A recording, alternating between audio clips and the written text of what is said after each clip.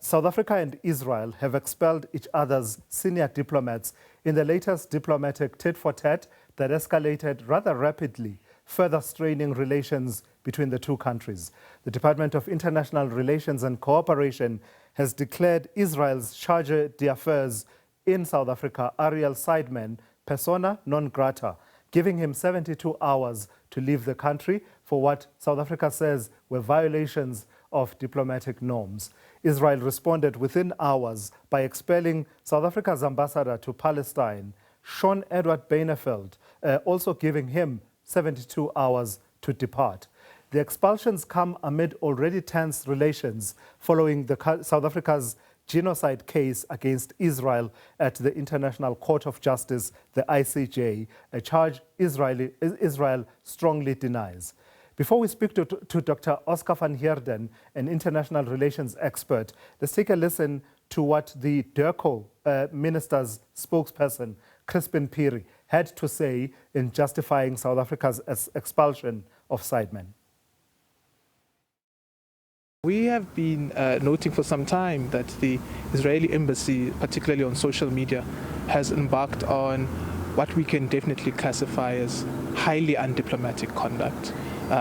We've seen very disparaging remarks directed at our president, and we've raised these concerns with the Israeli embassy previously, and we had hoped that this conduct would end and we would see some change in behavior and maybe an adherence to the diplomatic protocols. We've also seen recently senior officials from Israel visiting South Africa without the Israeli embassy informing South Africa, DIRCO in particular, as it's required to do in terms of the diplomatic protocol. So cumulatively, all of these things have come to where we are now, and we think that the best way forward is to have someone who will respect our diplomatic protocols and norms, and also respect that we're a sovereign country and we should be treated as such. So that was Chrispin Phiri there, who speaks on behalf of the Minister of International Relations and Cooperation, Ronald Lamola. Let's pick up the conversation. Dr. Oscar Van Heerden joins me now to pick up on that point. Doc, good afternoon and thank you for your time. Before we get to the tit-for-tat expulsion of senior diplomats, are you this afternoon any clearer as to what the grievance is on the part of South Africa that has led to them declaring the chargé d'affaires of Israel to be a persona non grata, which is an extraordinary step on its own, given the seniority of that diplomat? Are you clear? They're saying that he has engaged in undiplomatic conduct, especially on social media. But are you clear as to what this conduct was and how it stacks up against the Vienna Convention?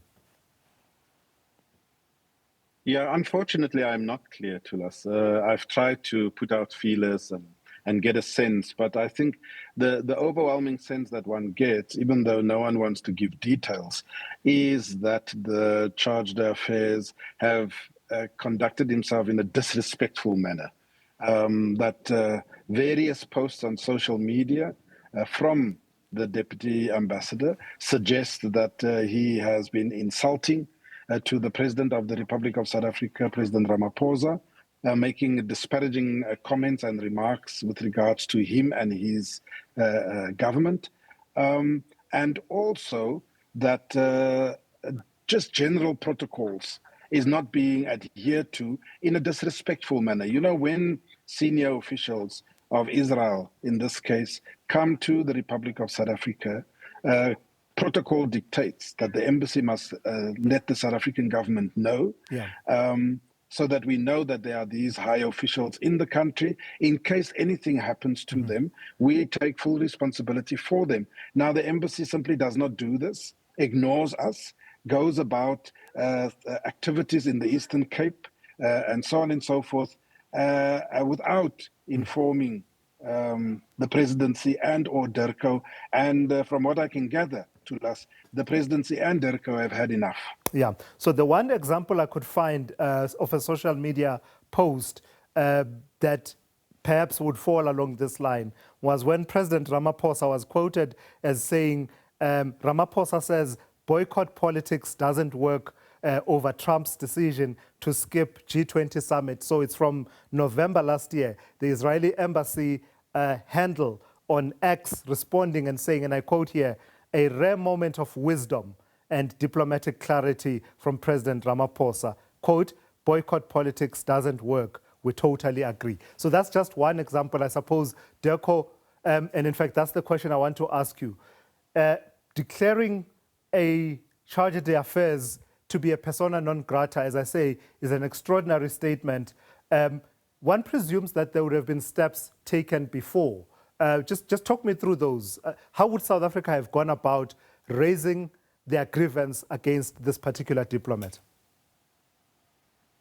Yeah, as indicated by the spokesperson there of DIRCO, Chrispin Phiri, they would have exhausted all avenues. Firstly, they would have raised objections to the embassy directly, probably through the ambassador's office, because we are talking of a deputy ambassador and or chargé d'affaires. They would have also, in failure to get a response from the embassy, they would have contacted the Israeli government in terms of its foreign affairs department and raised objections there, preferably in writing, and await a response from them as to what actions they are going to take. Failure these diplomatic channels, they would then want to put out a warning to the concerned individual through the embassy, and only then, if the conduct continues, then they would be investigating possible expulsions, persona non grata, and so on. So you're right, a number of steps would have been followed up till this point. But I also do think it's important to say to us that, you know, the South African government and DIRCO and the presidency has for years been very light-footed, if I can put it like that, towards the Israeli embassy and towards the Israeli state, in the sense that, you know, for years, the governing party's national elective conference has said that they need to scale down the diplomatic mission in Israel. They need to get rid of the embassy here in South Africa. They need to sever relations with Israel. None of these things were adhered to by the president and or the Minister of Foreign Affairs because they understand the sensitivity around having diplomatic relations with Israel. But clearly, this was the last straw for them. Yeah. So how does this play then, Dr. Van Heerden? How does this play within the domestic body politic, where, you know, the views about what steps, what calibrated steps we should be taking on the international stage are always mixed and divergent? I mean, you are seeing already the various political parties, some welcoming it, but the DA saying that this is just another misstep on the part of South Africa and actually risks the country's trade relationships and growth. How do you foresee this one playing itself out in the domestic body politic, but also its geopolitical implications? You know, Tulas, I think that it would be advisable for everyone to see this in the in the analysis that they apply, that this is not a case, an isolated case between South Africa and Israel. This is a concerted effort, concerted political campaign on the part of the United States and Israel, the Zionist domestically here in South Africa, all in cahoots with a political program against South Africa.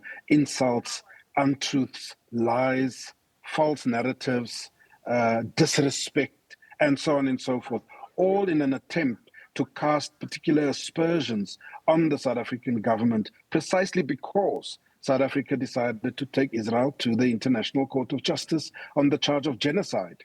And so the United States, Israel, and the Zionists are not going to relent. I don't think we've seen the end of it. We are going to see some more repercussions of this. But the main question we should ask to those that say it's another misstep or it's a miscalculation, etc., is at what cost do we want to sell our sovereignty?